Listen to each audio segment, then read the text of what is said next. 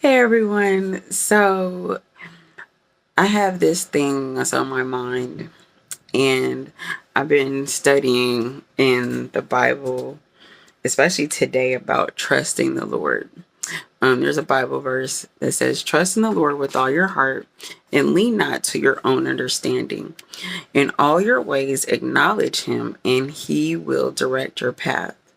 Um, I've had a problem with that verse for a while. I'm just going to be honest. And my problem has been that, first of all, I didn't understand really what trust meant, like, and understanding how God meant it when he put it together, when he gave it to, because this is from Solomon, which is the son of David, David, the famous king. Like, that's, talked about quite a lot. If you don't know, go and research. But anyway, his son, Solomon, who was given wisdom and also riches and everything else, he's talking to his son. The whole book of Proverbs is him talking to his son. He's like telling his son about, like, be wise. This is how you need to be wise, which is interesting because he was given a lot of wisdom. Anyway, let me slow down. So I had a problem with that because we were told to quote this scripture all the time. And I was like, but what does that mean though? Like, how does that look? Because I didn't understand what that meant, right? So I can't follow and obey that without really knowing what that means. We in church, we have a huge thing of constantly repeating things and reading scriptures, but not explaining them to people. So these are some of the things that I will be making videos about. If you've watched any of my videos, you kind of know that that's what I talk about sometimes. Is like, but that doesn't make sense. Why did you say that? And what does this actually mean? Because I can repeat it, I can quote it, but what does that actually mean? And how do I actually apply it to my life in the current term, in the current season where I am today at 7:45 p.m.? Like, how do I deal with this? Because I'm actually being hit by life on a daily. And so how does that translate to trust in the Lord with all your heart and all your soul and all your mind to serve the Lord? What you talking about, Jesus? How do I do this for real today in 2024 when life has been hitting me? How do I trust you? And how do I trust at all when there's been constant things that have happened in my life and people have been coming at me? I'm here to help. I'm hoping this is going to help somebody. That's why I'm making this video. Please, I hope it helps you. That if you've been struggling with trusting the Lord, and not because he's not trustworthy, that's not what it is. It's because of your experiences. If some of your first experiences have caused you not to trust people and to feel a little shell shocked and say, hey, wait a minute, I don't like people. Is it on? It's only me. I'm the only one. I don't like people. I don't like, and not like that. Don't get me wrong. I love people, but sometimes I don't like people. Include me. I don't like me sometimes too. Cause I be like, ugh. Like, girl, what's wrong with you? Like, you are a mess. A whole entire falling apart, slobby mess. I'm just being honest. Can I be honest with y'all? Can I be honest with y'all? Cause that's just how I'm feeling right now sometimes. Be like, bruh, like, where you, who are you? What's going on with you? For real. Anyway, I digress. I can be a little dramatic. I'm very dramatic sometimes. But no, seriously, back to the whole thing. So trusting the Lord. How does that look? Trusting the Lord is essential to your walk if you're choosing to walk with the Lord. I need to trust you so that when you're showing me how to go somewhere and how to move through life, then I need to be able to trust that you are gonna, that whatever you're gonna, that what you're telling me, if you're telling me to make a right turn, go up this street, you're gonna see the building, it's on the left, it's green. If you're telling me that, I'm gonna have to trust that what you're telling me is true and that you're not lying to me. How do I know that God doesn't lie to me? He says that he doesn't lie. He says that he's not a liar. But for people on a general sense who don't have any idea about who he is and haven't really studied and they're just starting on the journey, how do I trust you? Because if my previous status with trusting has been poor, meaning that I don't trust people at all. So I'm gonna trust this entity, this person who, and not a person, but your spirit who. Yes, okay, yes, you created the world. I get it. Okay, but what? Can you make it make sense? Like how? How do I do that? And I'm gonna tell you how I did. How I did it, and it doesn't mean that that's gonna be how you did. But for me, I had to walk through many hardships, and I've had to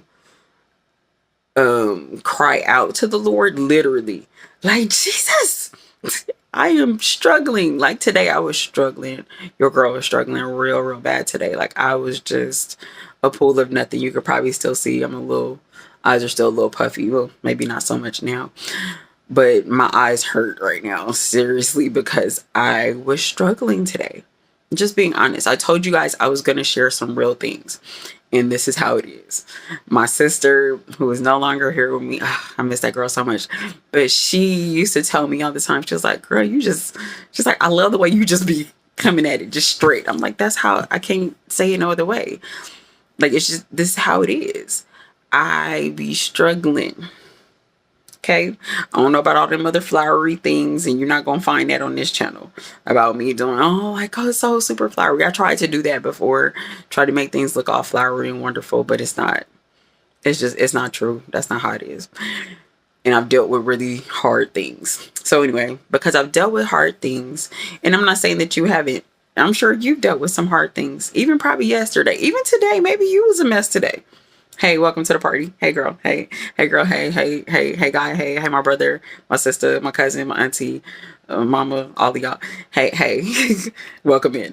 Because look, we be going through life. And so, like, this is how you trust the Lord through all the things that has happened today.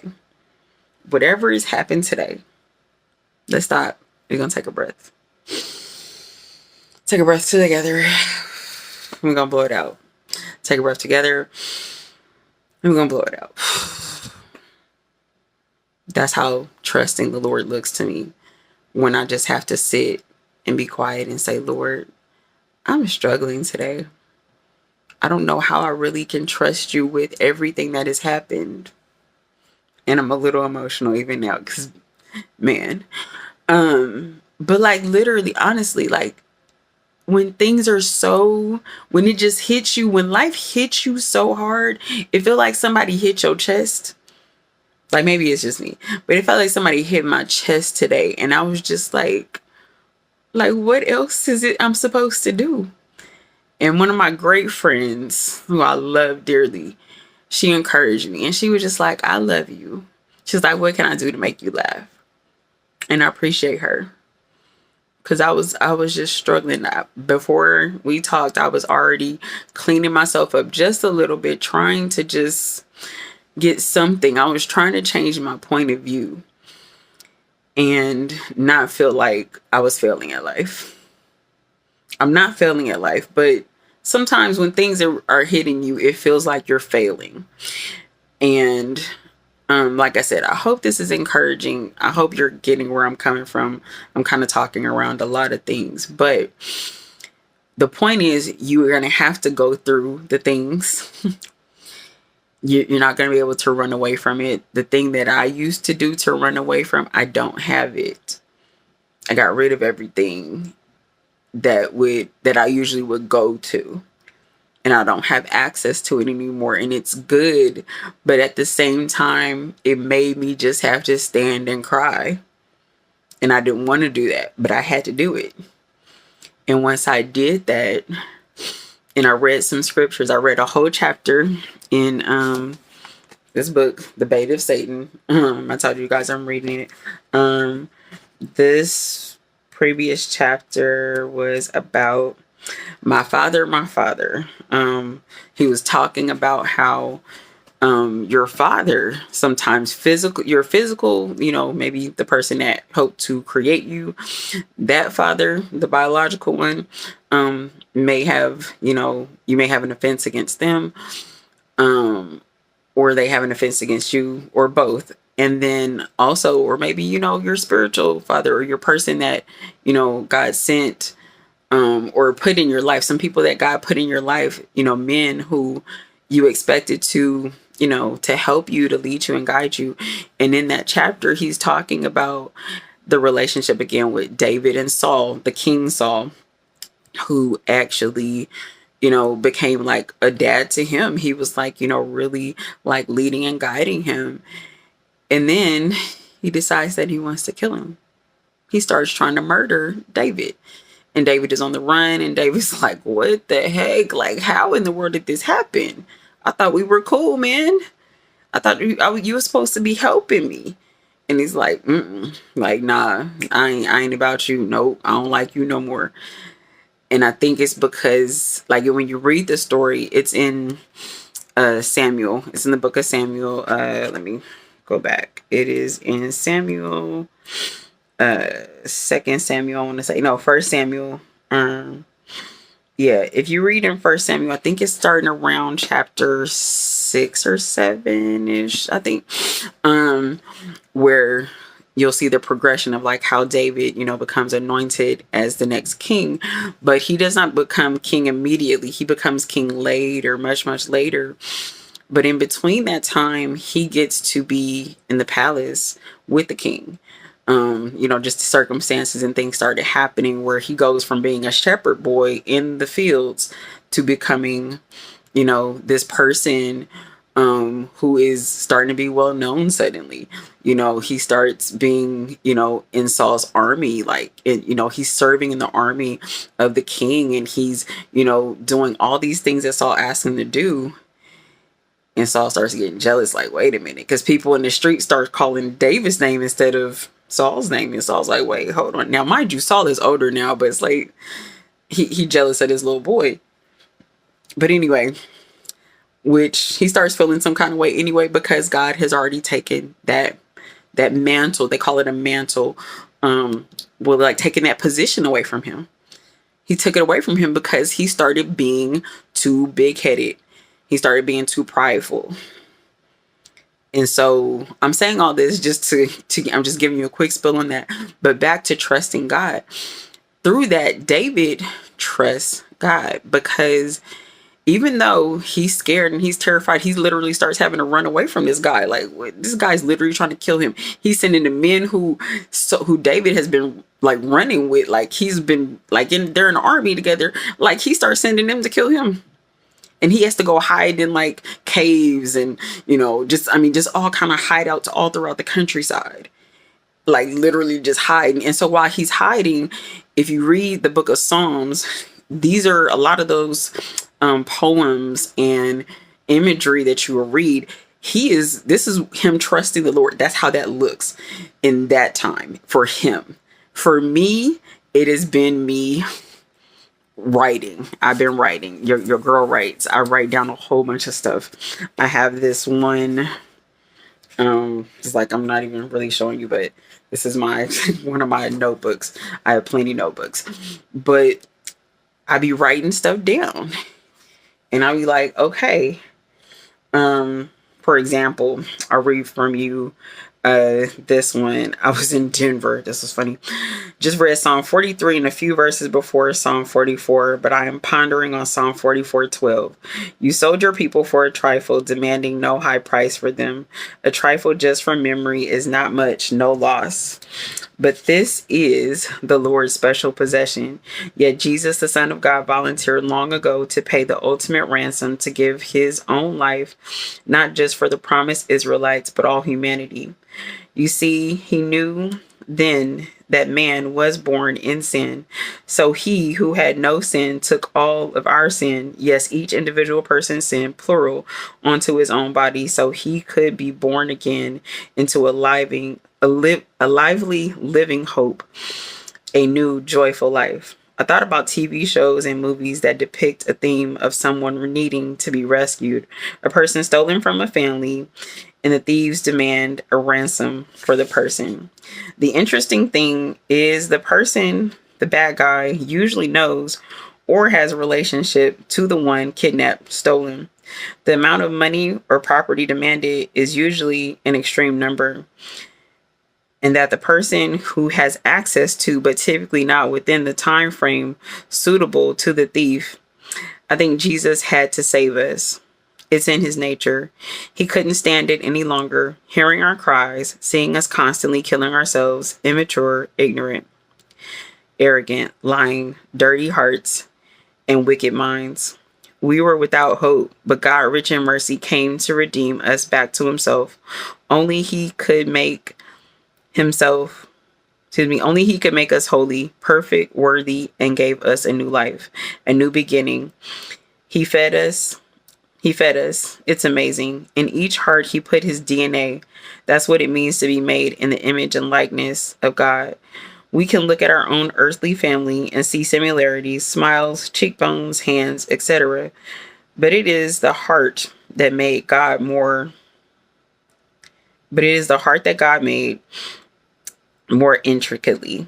Our soul, our very essence is the Lord. Why? We were created by him for by him to bring glory to himself, that we are his offspring, his dearly beloved children.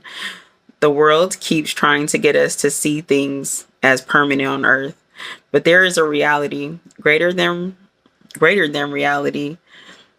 It's Jesus. Oh, greater than reality TV is Jesus. Jesus is coming back to reclaim his children, his bride, the church.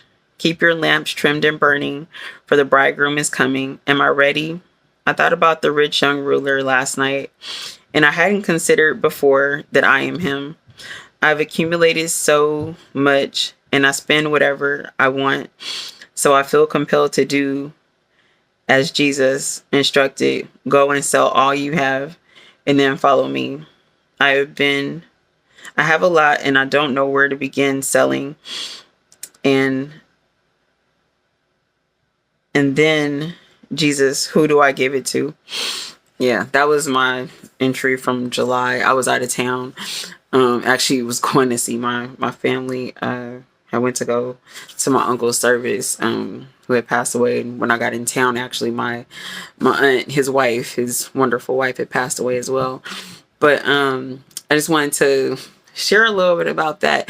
And even that entry probably doesn't exactly seem like, sorry, it was kind of long. I was like, but it doesn't probably even seem like it matches what I was talking about, but it does, because that's how, like, that was just coming out of my mind and my heart, and I was just thinking about things. So I try to write things down when things, when thoughts come in my mind. But yeah, what I was writing down really shows that yes, God is able to be trusted, because he did this thing. It's noted down. How do I know it's true? Because it's noted in history. You can look it up yourself and find out, what was Jesus, the actual man who walked earth, what was he like? Go and search it for yourself. Don't take my word for it. Go and search everything for yourself. And because he's been documented even by people who are scientists, because a lot of people in science want to say, some people in science have said, oh, like, show me the evidence that, God created the world. Show me this, show me that. Okay. I mean, there are plenty of people who have studied and taken lots and lots of time to prove such. So go and check it out for yourself. Go read the books. There's plenty. But, for me, it's a relationship, and that's the part of where I trust the Lord. I've seen him do this for me. I've seen him teach me things, even when I was hard-headed and I didn't want to pay attention and listen to him, like I used to do with my own mother. I didn't want to listen, but it was always this like thing, like on your shoulder, like afterwards, after something happened, after I did something, I'm like what? And I'm like, what happened? Like, what's wrong? And it's just like, I'm waiting. Like, you need to make this right, And I'm like, why are you telling me I gotta do something? They the one that did the wrong thing. And he's like, no, you wrong. You wrong. Get it together. I'm like, okay, fine. And so like I have to apologize and I have to confess that I was wrong. It's like, well, I gotta confess I was wrong because you need to. You need to confess you was wrong. So anyway, long story short of it is basically that's one of the ways. That's not the only way. I'm sure you have your own stories about what happened with you and how you are learning, or you already have learned. If you've already passed that and you're completely trusting in God on every single little thing, then baby, congrats to you. Because I'm not there yet. We're still on the journey of getting there. So this is to encourage all the rest of us who are out here just really just trying to walk straight on the straight line and find ourselves teeter-tottering. So yeah, if you find yourself teeter-tottering, you're in good company. God is with us. He is helping us still to trust in him in all things. And also another way the way it looks is asking God to help you. And it probably doesn't make any sense to some people, but like, yeah, asking him to really help you to trust him when it comes to every little thing, even what clothes you're going to wear when you go outside to just go grocery shopping or to go to, I don't know, maybe you're going to go to an event, and it could be a really small thing. Like, oh, I'm just going to go to the movies with a friend. But it's like, okay, God, like, what should I put on? Like, what would please you? What should I put on? And like I said, it probably doesn't even make sense. Like, why would you say that? Well, I mean, he cares about everything about you. That's the main reason.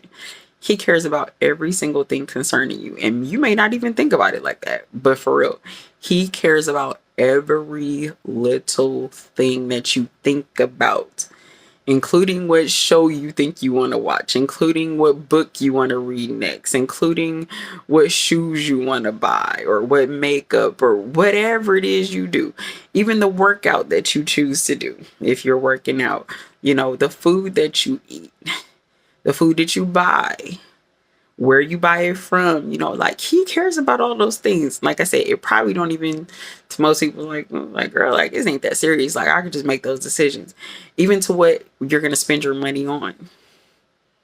Who you spend your money with,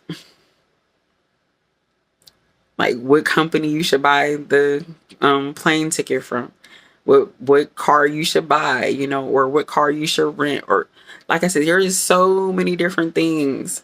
Like even the direction that you choose to take going from your house to, say your friend's house that's like 30 minutes away. Seriously, like he cares even down to those very tiny details. Like what time should I go to bed? Like, it's like, girl, like, wait, hold on. Like I make those decisions all the time. I'm sure you do. But I'm just letting you know, like, to the extent that's how far deep, like, he really, really cares about every little thing you do. Seriously. And how do I know that? Because I would sit and I have sat and spent a lot of time with the Lord to really hear, like God, like, you care about that? Like I said, I didn't know this before. I'm going to tell you honestly. I did not know all this before, that he really thinks about that. And I was just like, well, dang, well, yeah, that's true. Because you don't go to sleep. Maybe y'all didn't know that. Like, God don't sleep. He really don't sleep. So he really be like focused on you. Psalms 8 talks about it. It's like, what is man that you're mindful of him? Like, why are you so thoughtful about this person? Like, he a man. Like, he ain't nothing. I mean, to the writer, the talking, they're just like, that doesn't make any sense. But like, no, he really thinks about us like that, and he loves us like he in love with you. Like how people be infatuated with somebody, like they just love. Like some people like certain entertainers. Like there's some people that love entertainers so much. I know about this young lady, like she loves this one entertainer so much. She dresses up like the entertainer. She's like constantly like posting stuff about like in relation to this entertainer. And I'm just like, whoa. And like, to that extent, like how much they post about this, like, and how excited they are when they're making the video, when they post it. This is to the extent that even more, like, God loves us even more than that. Like, because his love is better and it's higher and greater than human love. Because our human love is limited. We have a little bit. We hit it just a little tiny bit. No, he loves like, I'm in love with somebody. Oh, and I love this. Okay. Nah, you ain't hit that level. He love you like bigger. Like, I remember little kids, you like, how much you love? Like, this much. It's like, no, I love you. Like, he loves you like more. Like, so much more. And because of that, I am also too taking hold to trust him more. To trust him more. Oh, for grace to trust you more. Your song was it? 'Tis so sweet to trust in Jesus, just to take him at his word. Yeah. That one. And I remember the rest of it. Like, my brain is, I'm getting sleepy. But anyway, this video is long enough. I will probably try and make part of it a short, because if you made it this long and you watched the whole video, give me a, I don't know, give me a clap emoji if you made it this far. But excuse me. I hope that you have a good rest of your evening or morning or whatever time it is that you're watching this. Excuse me. It's nighttime here, so it's about almost 8 p.m. But I love you guys, and I pray that you are doing well, and I'm praying for you. And yeah, until the next time. Bye.